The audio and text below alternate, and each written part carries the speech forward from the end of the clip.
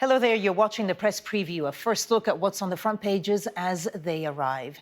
In the next half hour, we'll see what's making the headlines with the political commentator and podcaster Marina Purkiss, who is making her press preview debut tonight, and the political journalist and broadcaster Theo Usherwood. So let's see what is on some of those front pages.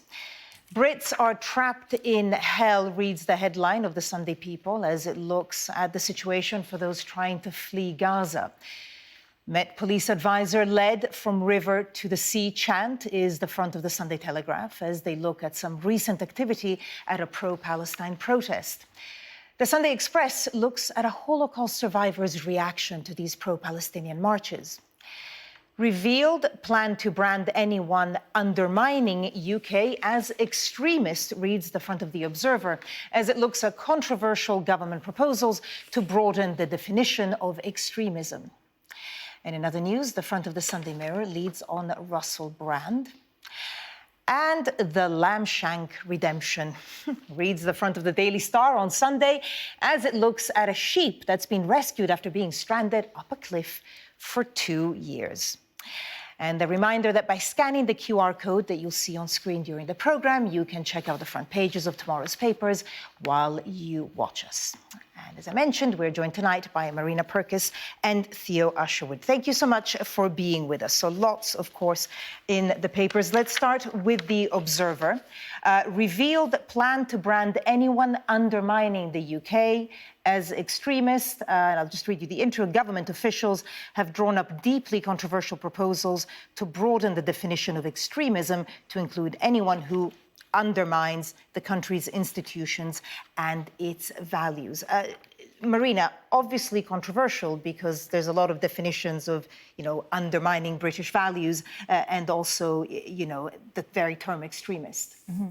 I think this is very concerning, actually, because it just feels like more like a further erosion of our rights and, ironically, freedom of speech from a government which says it wants to champion freedom of speech, but appears here to be doing anything but. The thing that's really worrying about this is it's becoming a broader definition of extremism, which there's already an uproar because people are saying, people close to Michael Gove who is drawing this up, are saying that this is going to essentially become so broad that it captures quite legitimate groups within it.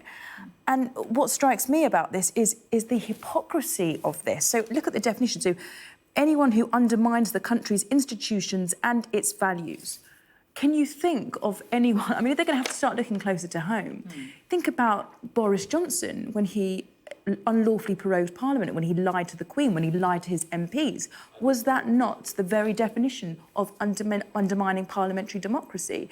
And yet here they are deciding what and what isn't, what aren't British values. What some civil rights groups are saying is that it risks criminalising dissent. Do you agree with that, Theo? So it's interesting, just to go to Marina's point, what the government's effectively doing, Michael Gove's department's effectively doing, is to broaden that definition. So I take you back to the government's 2011 Prevent strategy, which says that active opposition, this is the definition of extremism, active opposition to the fundamental British values, including democracy, the rule of law, individual liberty and the mutual respect and tolerance of different faiths and beliefs.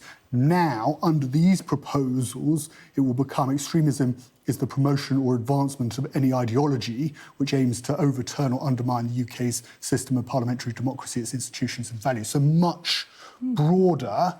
And of course, it comes at a particularly sensitive time, given what we've seen on the streets of London and Manchester in the wake of what happened in Israel last month. Muslim Council of Britain, Palestine Action and MEND, the Muslim Engagement and Development, are all opposed to these changes because they're worried that suddenly their members or their protests could suddenly become captured by this new definition. Now, it should be said there have been attempts since that 2011 definition was drawn up within the Prevent strategy to change the definition of extremism, and they've all failed. So whether Michael Gove gets this one through Parliament remains to be seen. It should be said that actually this is part of a plan that predates, actually goes all the way back to the spring, looking at tightening up and developing a counter-extremism But strategy. of course, yeah, tensions Even if couldn't you're- be higher than now. But Marina? also, if you're anti-monarchy, for example, and we know a big chunk of the young population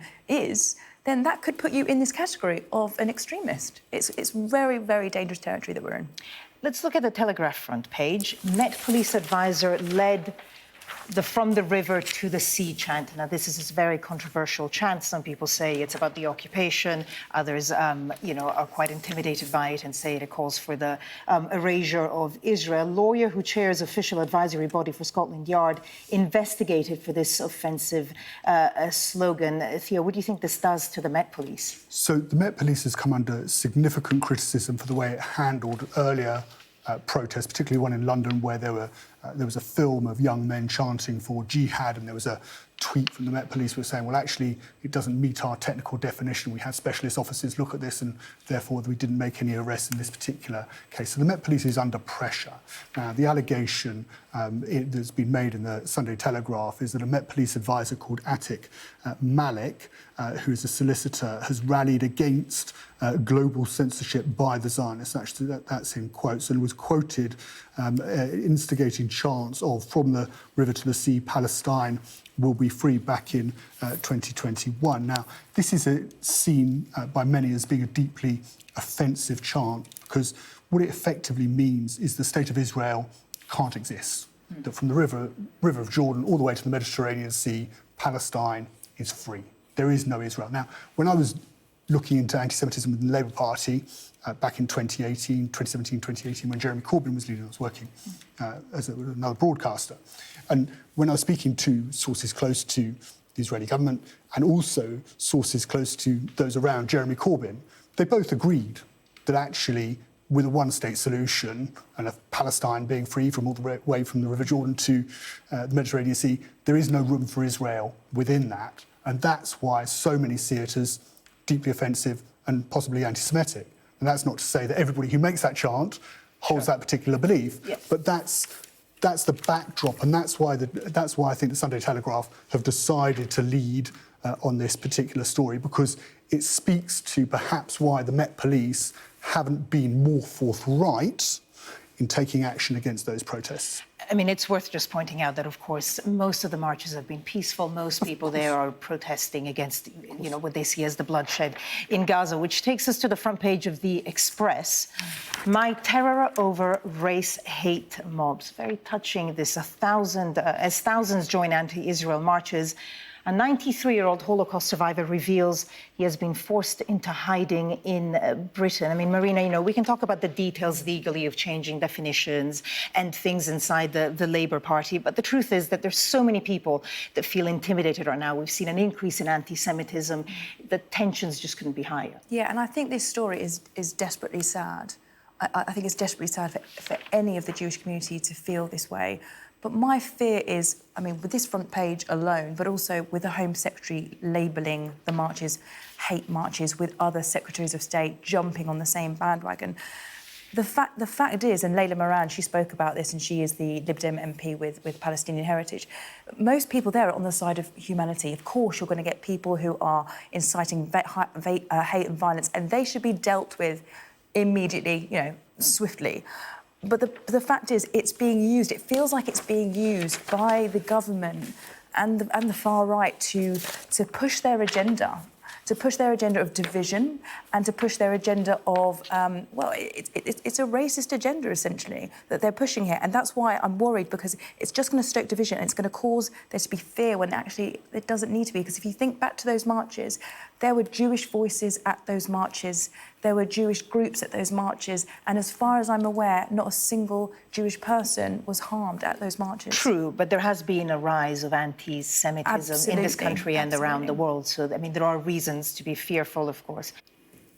Welcome back. You're watching the Press Preview. With me now are the political commentator and podcaster, Marina Purkiss, and political journalist and broadcaster, Theo Usherwood. Thank you so much for being with us. OK, let's go straight now to the Sunday Telegraph. Controversial story, this one. Homeless tents, a lifestyle choice for many. The words of Suella Braverman, she said, as she unveiled plans to restrict tents for homeless people. Obviously, a lot of the homeless charities are not very happy about this. What do you make of it, Marina? The timing is something else. So we're approaching winter. Temperatures are plummeting. We know homelessness is on the rise. Largely, you can argue, because of the actions of this government. And our Home Secretary has found it within her heart, if she has one, to introduce this as a policy. And part of this policy, by the way, is to ban charities from handing out tents to homeless people. And she's referred to homelessness being a lifestyle choice, and this is where there's been an uproar about this. A lifestyle choice to me is, going vegan or switching to an electric car. Last time I checked, it wasn't being homeless, and I think it just shows how completely out of touch, insensitive, and heartless she is, frankly. Theo. I think what's interesting about this story is that it does give one the impression that it's come out of a focus group somewhere, that the Tories have been out to speak to those who they'd like to ensure vote Conservative at the next election and speak to them and say, what are you worried about? What are you thinking Because she about? said she doesn't want British cities to end up like some American cities. Exactly. So we're dealing with quite strong imagery here that people see and people talk about, and it feels as if they've come up with the policy on the basis of what people think. Now, of course, this is going to be put into a new criminal justice bill to be unveiled in the King's Speech next week. But it doesn't necessarily feel like it's one of those policies where the government is necessarily thinking about what a particular problem is. It seems to have come out of left field. And suddenly the government's thought, we need to do something about homeless tents and homeless people having tents. And Suella Braverman, of course, the Home Secretary, standard bearer for the right of the Conservative Party, gets the opportunity to unveil this. You might have thought, actually, it would be Michael Gove's responsibility in the Department for Levelling Up and Communities, but no, Suella Braverman has taken it. And the Tories, if they're going to be bringing in policies like this, of course, we're a year, 14 months out from a general election at the latest, but it doesn't necessarily feel like they're coming up with fresh ideas to challenge fresh challenges, which will bring us on to our next story, rather than actually thinking, what do people really want? What's the red meat? I guess Labour is trying to come up with some fresh ideas. Let's go again to the Telegraph, front page here as well. Labour molds robot tax for firms replacing staff with AI. And of course, this week we heard from Elon Musk effectively saying no one's going to have jobs in a while because of AI, which isn't that much of a comfort. What do you make of this plan, or these thoughts by Labour? I think there's a degree of truth to what Elon's saying, is that AI represents a massive threat to civilization, I believe. I think it's up there with climate change, because so many people are going to find themselves out of a job, and I don't think there is a plan in place for that. So what Labour are talking about here is this robot tax. So the idea has been raised during discussions with third-party organisations and was suggested by Alex Davies-Jones, who's the Shadow Minister for Technology and Digital Economy. So basically, the idea is that this robot tax is that it would try and dissuade organisations from making these redundancies. And there are anticipated 300 million redundancies worldwide. I think this is quite sensible if you think about it. Think about how, organisations, they ditch their staff and they have like staffless tills. And, you think that the profit's going to be, or that the price savings can be passed on to the consumer. It never is. I think it's a way of regulating. Theo, do you think it's sensible? Well, look, if Labour are worried about having a sort of a millstone around their neck at the next election, then I don't think the Conservatives are going to make much headway by saying, you're proposing a robot tax, whereas perhaps an inherent wealth tax or mansion tax has a better ring to it. So if this is a new tax they can introduce, I think without too much labelling and criticism, then I think they might go for it. We're going to have to leave it there. I just want to have a quick look at the Daily Star on Sunday. Lamb Shank Redemption, which I think wins the prize for best headline.